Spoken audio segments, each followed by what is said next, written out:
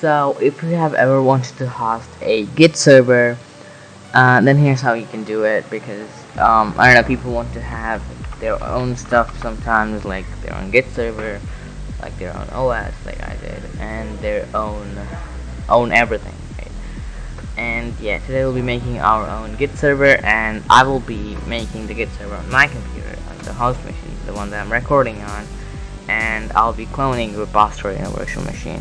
Alright, and about making the Git server public, you can use ngrok, you can use port forwarding. I have a video on that, both how to use ngrok.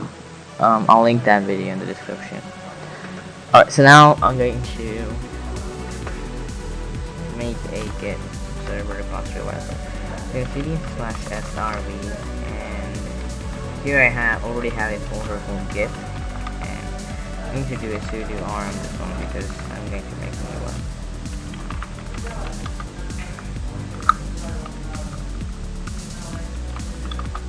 Alright, so what we're going to do is I'm going to create a directory and I'm going to call it the project name. So the project name is project.git.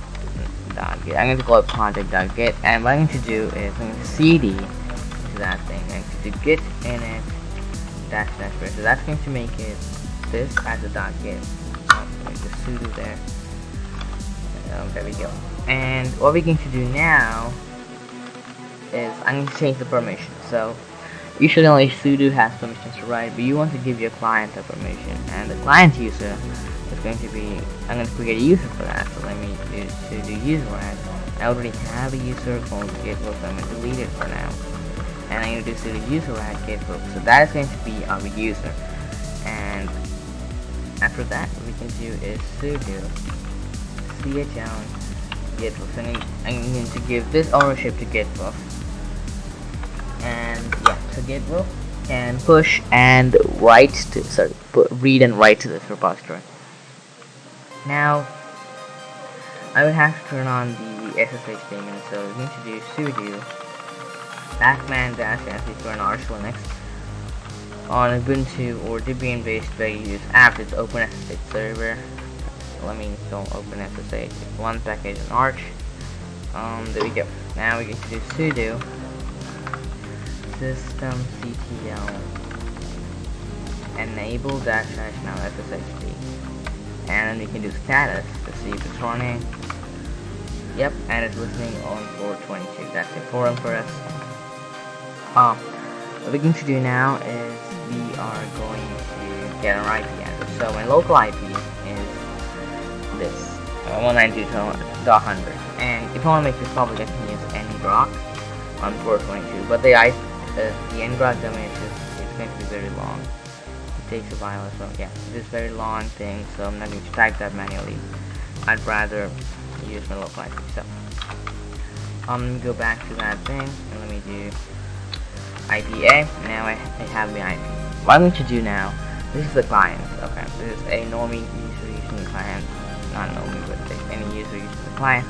Let me open my terminal, and I'm going to remove the existing one. To do git clone, just like it, and we need to do gitbook, so that's a user, that's important. At yeah, I think the 192.168.1.100 colon, so like in that this file /srv / the root file system /srv / git /project. You don't have to do .git, it's not necessary, but you can do it.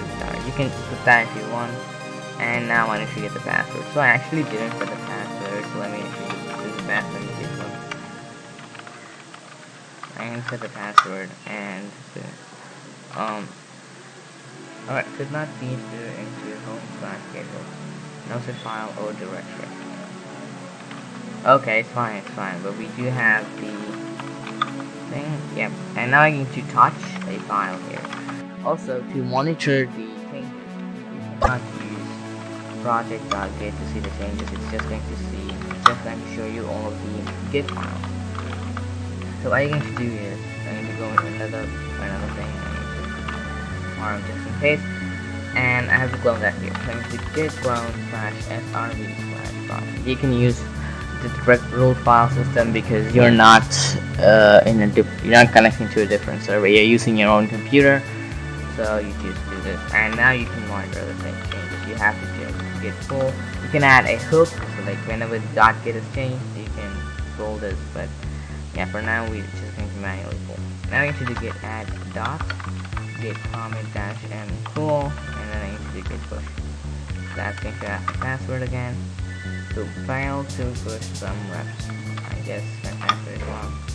Okay, so I guess chown did not work on this, so sudo chown git close project dot git, and I guess we can do this again.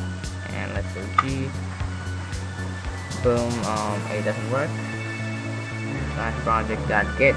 Let me see if sudo git works. That's allowed. Vim dot. It's not read only. It's not read only. So.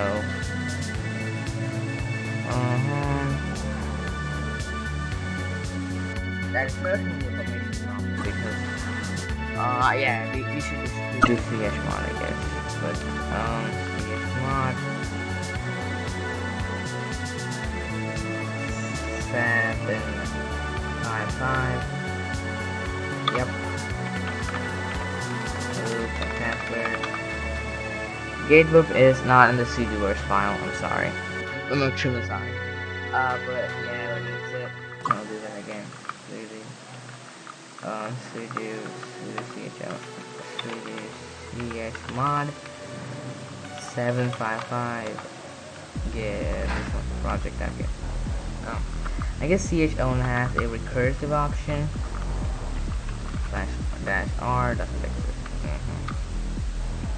If it's capital R. But option G. No such file or directory is fine. Alright. Now if I try it again. There, finally. So it's a problem with chown permission. It's fine now. If I push, now I can see that I have to do a git pull here. Then I get that file. I can change the file server side as well. For example, cool. I am cool. And I did git add dot git commit dash m cool, and I did git push. That's the problem.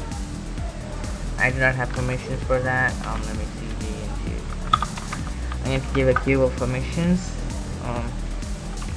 So I need to cd sudo chown -r. A queue of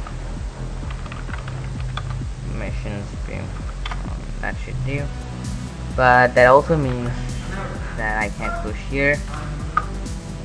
Yeah, I can't push here. So like I can make a group for all the owners of the repository. But for now we can manually do this. It's fine. I'll do something for that. We can make what's that thing called? Yeah, groups. For now, I need to do git pull. Okay. Now, if I do a git pull here on G, I get not this back. Yep, cool. There we go. Now we have synced them between gits. You can make it public, like I showed, using ngrok. I have a video on that. Go watch that one. Alright, see you in the next one.